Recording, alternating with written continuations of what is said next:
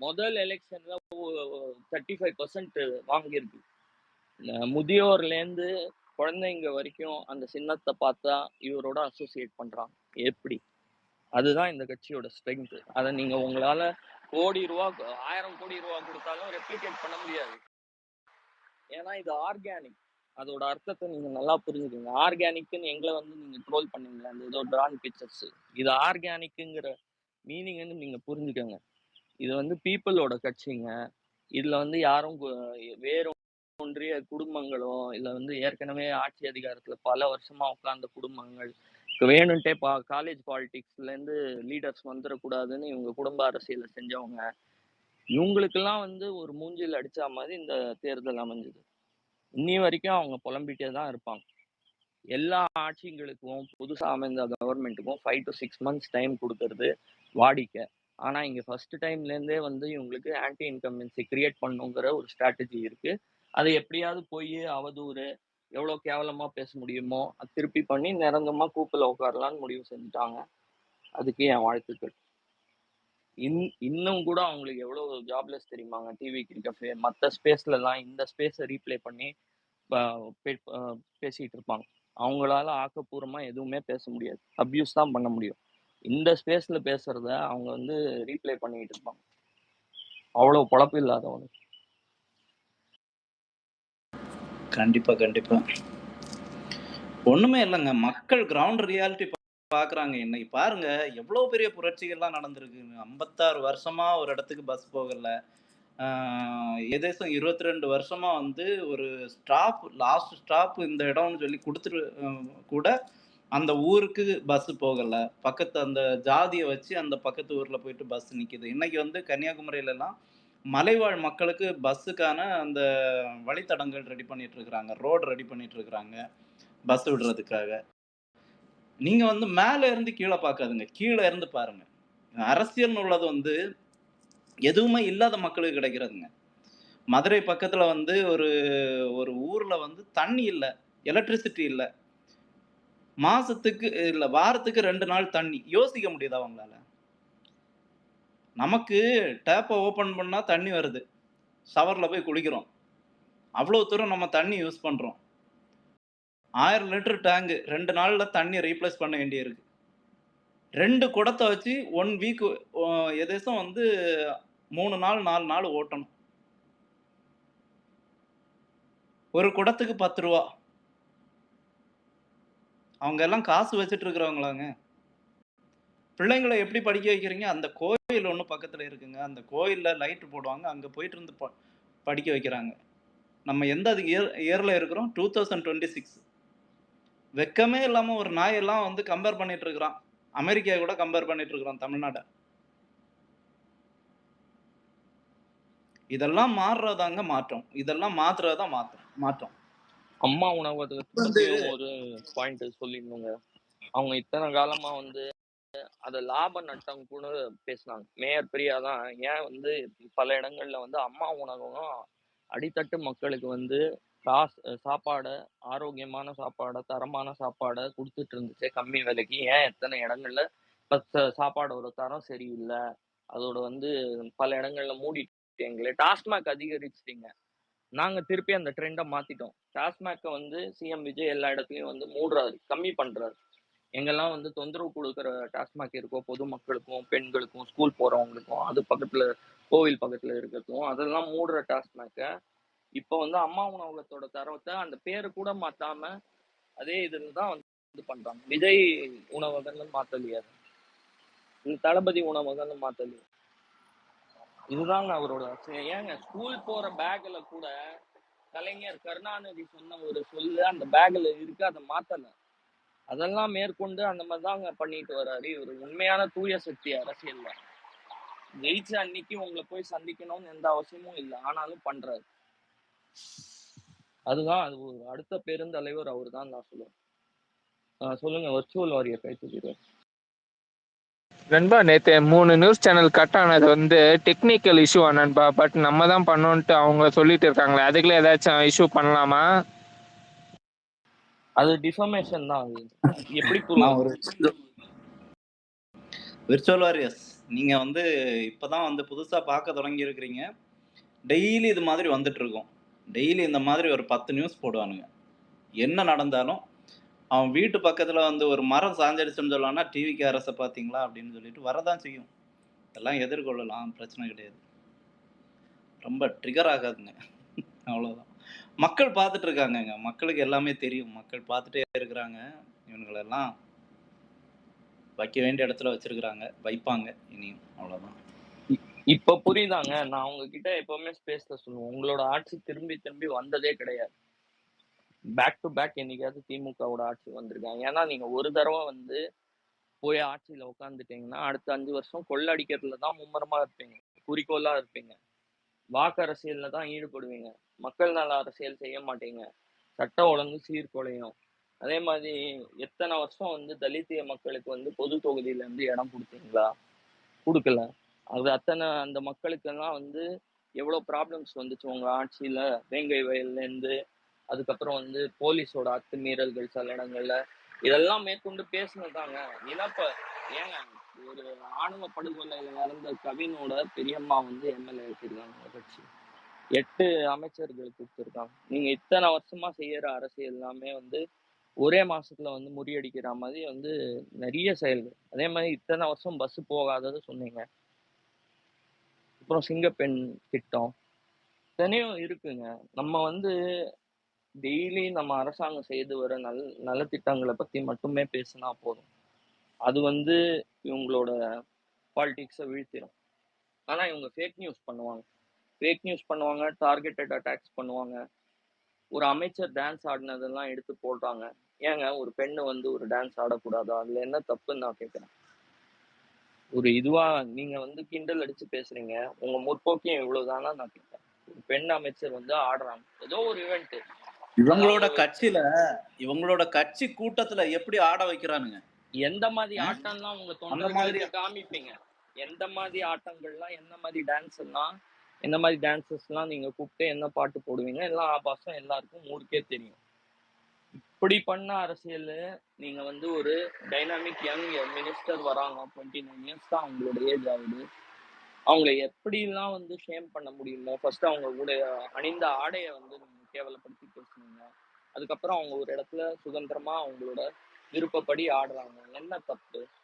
எல்லாமே உங்களுக்கு இதுக்குனால்தான். அதுக்கப்புறம் எப்படி ஜென்சி அரசியல் புரியலான்னு ஜென்சி அரசியல்னு பேச வேண்டியது.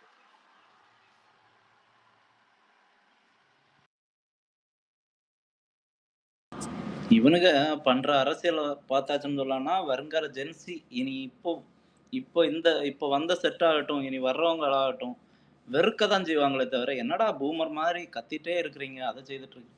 இப்ப பாருங்களேன், இப்ப சன் டிவி எல்லாம் பார்க்கறது கம்மி ஆயிட்டு இருக்கு மக்கள்.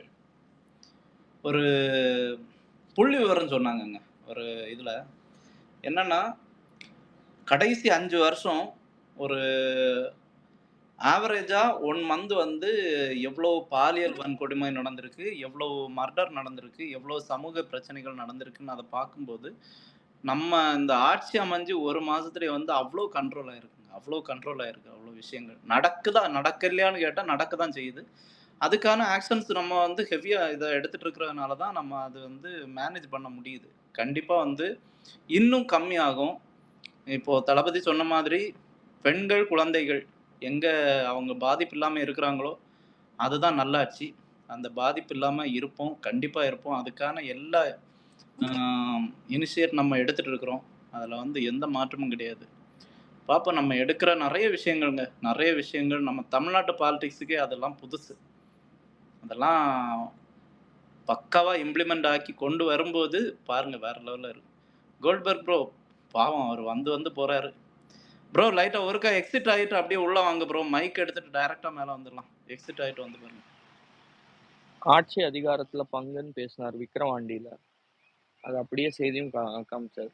1 சீட்டா இருந்தாலும் சரி, 2 சீட்டு இருந்தாலும் சரி, 5 சீட்டு இருந்தாலும் சரி. சொன்னதுதான். சொன்னா செய்யணும். அதுதான் அவரோட பாலிசி.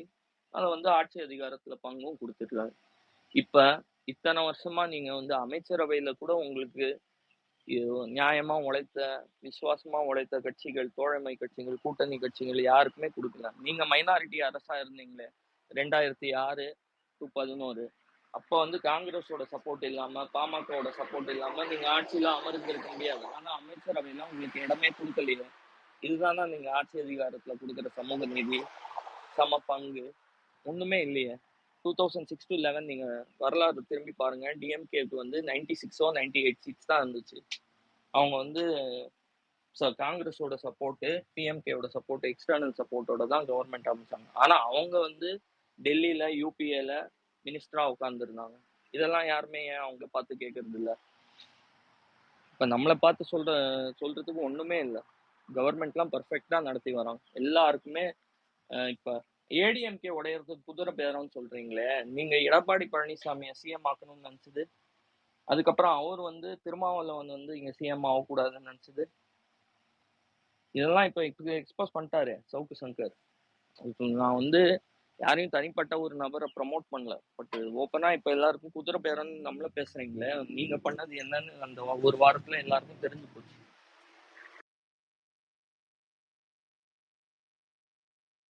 இன்னைக்கு அவ்வளோ அரசியல் நடந்திருக்குங்க. அவ்வளோ அரசியல் பண்ணியிருக்கிறானுங்க. இவனுங்க ஃபெயில் ஆயிட்டு அவனுங்க பண்ண அந்த கேவலமான அரசியல் இருக்குல்ல, ஐயையோ! ஒருத்தன் வந்து நான் உனக்கு வெளியில இருந்து ஆதரவு தர்றேன் டிஎம்கே இவன்ட்ட சொல்றான், ஏடிஎம்கேட்ட சொல்றான். ஒருத்தன் சொல்றான் நீ ஒரு 2.5 வருஷம் ஆண்டுக்கோ, நான் ஒரு 2.5 வருஷம் ஆண்டுக்கிறேன் அப்படின்ட்டு. அதுக்கு ஒத்து வராத ஒரு கட்சியை நீங்க தான் அடுத்த முதல்வர்னு சொல்லி வரும்போது அவருக்கு 11 தோல்வி, முன்னாள் எம்எல்ஏ அவருக்கு கோபம் வந்துடுச்சு. நீங்க எப்படிங்க நான் வளர்த்த கட்சியில வந்து நீங்க எப்படி எங்களோட சப்போர்ட்ல நீங்க எப்படி சிஎம் ஆயிடலாம் அப்படின்ட்டு. ஐயையோ! நேத்து சவுக்கு சொன்னது விஷயங்கள் எல்லாமே நம்ம வந்து கெஸ் பண்ணதுதான். நம்ம எல்லாருமே கெஸ் பண்ணோம். இந்த விஷயங்கள் ஸ்டார்டிங்ல ஒரு பேச்சா வரும்போதே நம்ம இந்தந்த விஷயங்கள் நடந்திருக்கும். அது பார்த்தாலே பச்சாவே தெரியுதுல்ல, எல்லாமே தெரியுது. என்ன நம்ம வந்து இதெல்லாம் இந்த அரசியல் எல்லாம் புரிஞ்சுக்கிறதுக்கு 2025, 26 வரைக்கும் நமக்கு டைம் எடுத்திருக்கிறோம். அவ்வளவுதான். இவ்வளவுதானடா உங்களோட கொள்கை? இல்லைங்க, சாரி, வியப்பா இருக்குது. இல்ல கண்டினியூ பண்ணுங்க, நான் சொல்றேன் அதுக்கப்புறம். சரி சரி, அதுதான் நம்ம இந்த இவங்களோட அரசியலை கொஞ்சம் புரிஞ்சுக்கிறதுக்கு ஒரு இவ்வளவு பெர்சன்டேஜாவது நம்ம புரிஞ்சுக்கிறோம்னா இவ்வளவு வருஷம் எடுத்திருக்கு நமக்கு.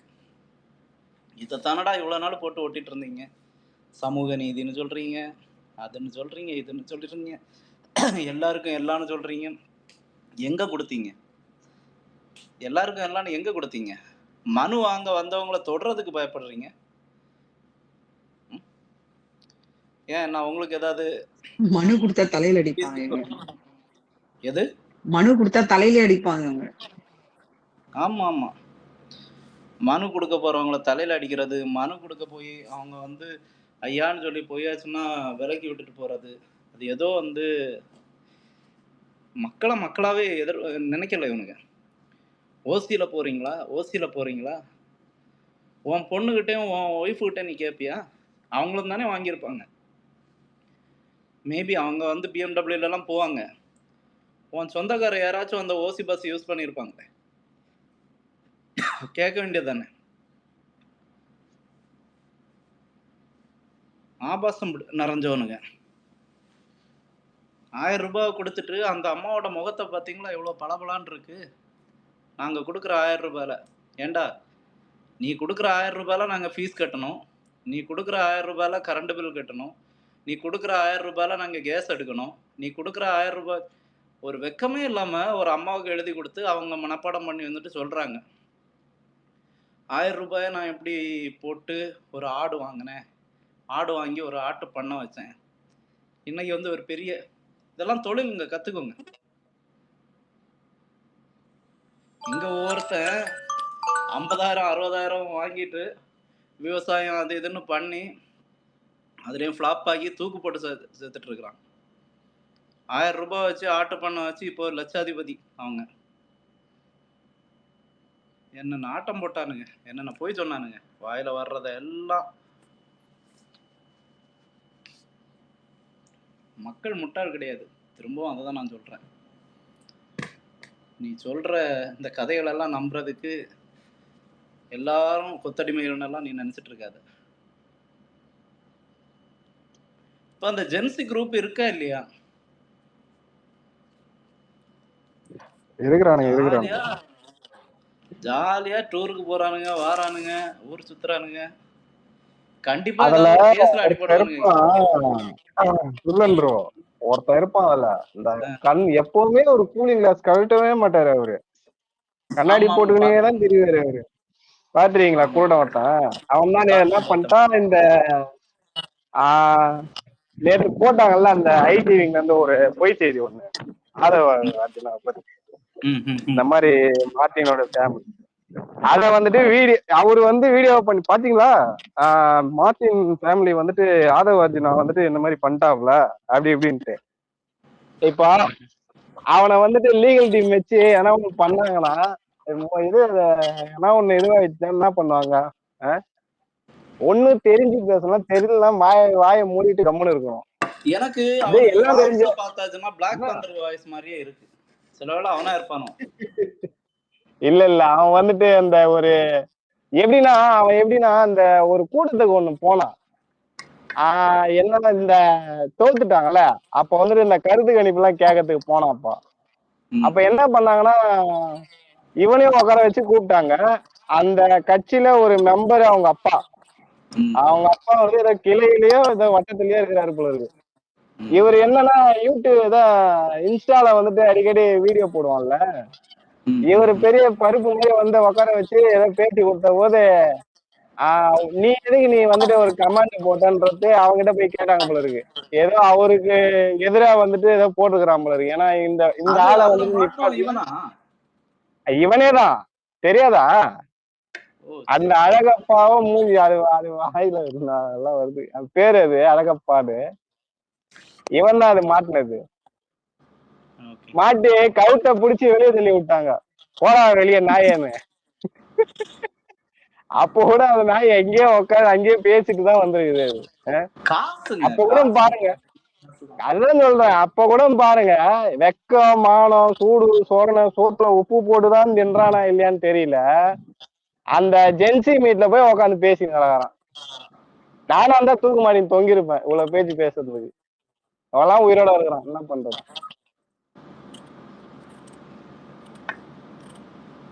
இல்ல காசு எப்படி விளையாடுது பாருங்க. அவன் பாட்டுக்கு பரிசல்ல ஏறி டூருக்கு போயிட்டு இருக்கிறான். கேட்டா டியூட்டி டைம் ஆமா. அது வந்துட்டு எப்ப தெரியுமா அந்த கூத்து நடந்தது? எலெக்ஷன் எல்லாம் முடிஞ்சிட்ட பிறகு எல்லாருமே போனா, இவரு ஒரு கொடைக்கானலுக்கு போனாரா, அந்த பக்கம் அவங்க எல்லாரும் அந்த ஜென்சி டீம் வந்துட்டு அந்த பக்கமா போனாங்க. அந்த பரிசல் மேட்டர் எல்லாம் அப்பதான் அந்த டைலாக் விட்டாரு, நாங்க வந்துட்டு இதுவாயிடும்னு உரண்டு போயிட மாட்டோம் அப்படி இப்படின்னு ஏதோ டைலாக் எல்லாம் விட்டாரு. பாத்தீங்களா? அது இப்பதான் ட்ரெண்டிங் ஆகுது, அப்பெல்லாம் ஆகல, அது இப்பதான் ட்ரெண்டிங் ஆகுது. அது அப்போதுல போட்டானுங்க. அப்புறம் இன்னொரு பைத்தியக்காரன் அந்த சீட் பெல்ட் போடாம ஓட்டிட்டு இருப்பான் பாருங்க, அந்த பைத்தியக்காரன் அதுக்கு மேல. அதான் வந்துட்டு விஜய் என்ன பண்ணுவாருன்னு பக்கத்துல ஒரு லேடி கேட்பாங்க. அது பக்கத்துல அவரு என்ன சொல்லுவாரு, தெலுங்கு படத்தெல்லாம் எடுத்து இது பண்ணிட்டு மறுபடியும் படம் நடிக்க போயிடுவாப்ல அவரு அப்படின்ட்டு சொல்லுவான் பாருங்க, கார் ஓட்டிக்கிட்டே வரத்தான். நம்ம முதல்வர் வந்துட்டு சிஎம் இதுவாயிடுவாரு, மறுபடியும் மாண்புமிகு ஸ்டாலின் என்ன கனவு காண்டிருக்கானுங்க பாருங்க அப்பயே. ஆனா மக்கள் வச்சு செஞ்சாங்க பாரு இவனுங்கள, வாழ்க்கையில இந்த அடியை மறக்கவே மாட்டானுங்க. லைஃப் ஃபுல்லாவுமே ஆட்டா மாடா போட்டீங்க ஆட்டம்ன்ற மாதிரி. தலைவர் இல்ல இன்னமும் இல்ல, எனக்கு ஒண்ணும் புரியல இன்னமும். சரி, அந்த வாய் இதுங்களுக்கு அடங்கவே மாட்டேங்குது. சரி, தலைவர் தான் தோத்துட்டாரு, சரி நம்மனாச்சு வாயை மூடிக்கிட்டு கொஞ்ச நாச்சு ஏதாவது ஒண்ணு மக்கள் பணிய இல்ல மக்களை வந்துட்டு ஒருமையில பேசாம இனிமே நாங்க வந்துட்டு உங்களுக்கு என்னென்ன ஸ்டெப் எடுக்கணுமோ பணிவா வந்துட்டு இது பண்ணிட்டு என்னென்ன ஸ்டெப் எடுக்கணுமோ உங்களுக்காக நாங்க இருக்கிறோம், நீங்க தான் நாங்க தான் நீன்ற மாதிரி ஒரு பேச்சு வர மாட்டேங்குது அவனுக்கு வாயில இருந்து.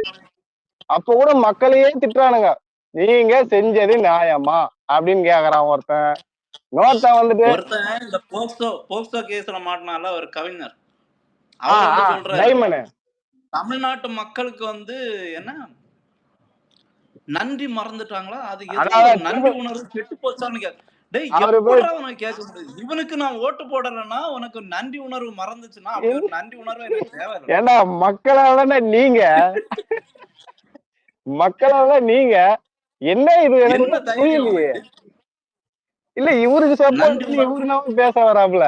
ஏன்னா அங்க ஒரு பொண்ணு அத சொல்லக்கூடாதுன்னு நான் நினைக்கிறேன். நான் இந்த டைமனுக்கு எவ்வளவுதான் நம்ம சொல்றது? இல்ல என்னத்த பார்த்திபன் ப்ரோ, சொல்றது நம்ம கிட்ட இவங்கள. வரி வாங்காம நீ மக்கள்கிட்ட நீ வரி வாங்காத. வரி வாங்காம நீ எதா பண்ணி நீ ஆட்சி செய்ய எல்லாம் பண்ணு. சோ அப்ப நாங்க வந்து இது பண்றோம். நம்ம கிட்ட பணம் வாங்கி நம்ம கிட்ட எல்லாத்தையும் பண்ணிட்டு வாங்குற வரி பணத்துல எல்லாத்தையும் பண்ணிட்டு என்னவோ அவங்கதான் என்னவோ தமிழ்நாட்டை வந்து வச்சும் அவங்கதான் என்னவோ நம்மள கொடுத்து படிக்க வச்சது, சாப்பிட வச்சது, தூங்க வச்சதுன்னு சொல்லிட்டு பெருமை இல்ல இது பேசிட்டு எனக்கு அதெல்லாம் ஒண்ணு தெரியல வேணிலா சிஸ்டர். நான் இது வரைக்கும் வந்துட்டு இவனுங்க அந்த திட்டம் இந்த திட்டம் கலைஞர் சாப்பிட்ட திட்டம் அது வாயில வந்து சரி விடுங்க. கலைஞர் நான் 1000 ரூபாய் கொடுத்தேன், கலைஞர் உரிமை தொகை அது என்னவோ இவங்க ஜோபில இருந்து எடுத்து மக்களுக்கு கொடுக்குற மாதிரி பேசிட்டு இருக்கானுங்க. ஏன்னா எங்களுடைய வரி பணம் அதுல ஒரு திட்டத்தை கொண்டு வந்து அந்த திட்டத்துல இருந்து மக்களுக்கு எவ்வளவு அந்த வரி பணத்துல எடுத்து அதுக்கப்புறம் நீ கொடுக்குற. அதையே நீங்க வச்சுக்கிறீங்க ஒரு விஷயத்த, ஒரு பேரை வச்சுக்கிறீங்க. நான் பேரு வச்சு நீ சோறு வச்சியாடான்ற மாதிரி அதுலயே நீ ஸ்டிக்கரை ஒட்டிக்கிற. அது கேட்டா வந்துட்டு ஒரு திட்டம் அதுக்குன்னு ஒரு பேரை வச்சுக்கிற. என்ன இது? இதே காலம் ஃபுல்லா நீயும் பண்ணிக்கிட்டு தான் இருக்கிற, நாங்களும் மக்களும் பார்த்துட்டு தான் இருக்கு. அதான் வச்சானுங்க ரெண்டு பேருமே தேவையோட தூக்கி ஓரம் கட்டுறானு. அப்ப கூட அந்த வாய் அடங்குதா? இந்த பான்ஸ் பவுடர் போய் பேசுது அந்த அம்மாவுக்கு. இல்ல ஸ்டாலின் தோத்ததெல்லாம் கவலை கிடையாது அந்த அம்மாவுக்கு. நம்ம ஜெயிச்சிட்டோமா அதுதான் கவலை. 30 நாளா தலைமறைவா இருந்தது.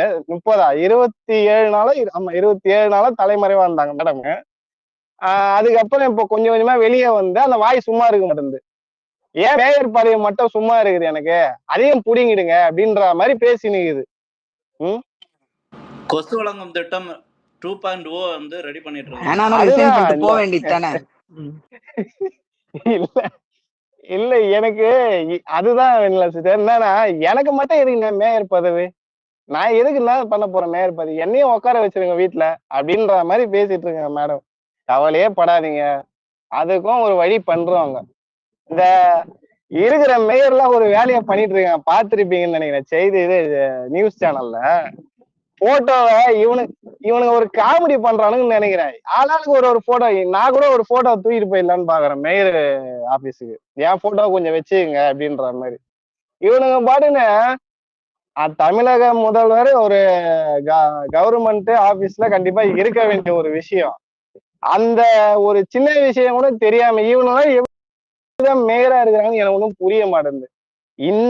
அதாவது இந்த இதுல இருக்கிற தமிழ்நாடு முதல்வரோட போட்டோவை கண்டிப்பா வச்சே ஆகணும். இவனுங்க என்னடான்னா எக்ஸ்எம்எல்ஏ போட்டோ எதுவுமே வைக்கிறானுங்க. அதுவும் கொள்ளடிச்சாங்கல்ல, அதுக்கு திமுக அரசு எவ்வளவு கொள்ளடிச்சிருப்பாங்க. அதுக்கு யாரு காரணம்? ஸ்டாலின். அந்த நன்றி உணர்வு தான், வேற ஒண்ணும் இல்ல. அந்த நன்றி விசுவாசம், உன்னோட நன்றி விசுவாசம் மக்கள் கிட்ட காட்டியிருந்தா எல்லாரும் ஓரளவுக்கு அந்த மனுஷன் எக்ஸ்எம்எல்ஏ வேணாச்சும் ஓரளவுக்கு எம்எல்ஏ பதவினாச்சும் இருந்திருக்குமா? என்னவோ அதை விட்டுருங்க. இதெல்லாம் படி மேல போய் இந்த தவளைபாடி ஒருத்தர் இருக்கிறாப்புல அவருடைய போட்டோவெல்லாம் தூக்கிட்டு போறாங்க. டேய் அது லிஸ்ட்லயே இல்லையாடா, அவரு போட்டோ எதுக்குடா தூக்கிட்டு போறீங்கன்ற மாதிரி ஆயிடுச்சு எனக்கு பார்க்கும்போது. இவனுங்க தமிழ் என்னத்த நான் சொல்றது, இந்த கொஞ்சம் கூட ஒரு சுய சிந்தனை, ஒரு சின்ன விஷயம் கூட தெரியல. அப்புறம் என்னத்த இவனுங்க எல்லாம் வச்சு என்னத்த பண்ண போறோம்னு தெரியல. முடியல அவங்களால. இது வந்துட்டாங்க, புதுசா வந்துட்டாங்க, எல்லாம் ஆப்பு வச்சாச்சு. இப்ப வந்து எவ்வளவு காசு வந்து லட்சம் கணக்கா வந்து எவ்வளவு கொள்ளடிச்சிருப்பானுங்க. ஒவ்வொரு துறையிலயும் சரி, மந்திரிங்களும் சரி, இல்ல அங்க கவுன்சிலரா இருக்கிறவங்க, இல்ல வார்டுல இருக்கிறவங்க. சோ இதெல்லாம் வந்து நிக்கும் போது வந்து கஷ்டமா இருக்கும்ல. அதுக்கு வந்து அதை ஒத்துக்க முடியல. காசு போதே, வருமானம் போச்சேன்றது வந்து அவங்களால வந்து அது என்ன பண்றதுன்னு தெரியாம தான் எப்படியாச்சும் இந்த ஆட்சியை கலைச்சிட்டு நம்ம வந்துடணுமோ அப்படின்றதுக்கு வந்து இந்த வேலையெல்லாம் செஞ்சுட்டு இருக்காங்க. அதான் நடக்காது. இந்த புதுசா அண்ணாமலைன்னு சொல்லிட்டு அண்ணாமலைன்னு ஒரு ப்ராடக்ட கொண்டு வந்து அது இந்த உத்தமபுத்திரன் மூவில விவேக் கிட்ட பண்ண மாதிரி எனக்கு ஒரு இது இருக்கு, என்ன பவர் இருக்குன்னு சொல்லிட்டு கையை வச்சு அந்த சாண்டி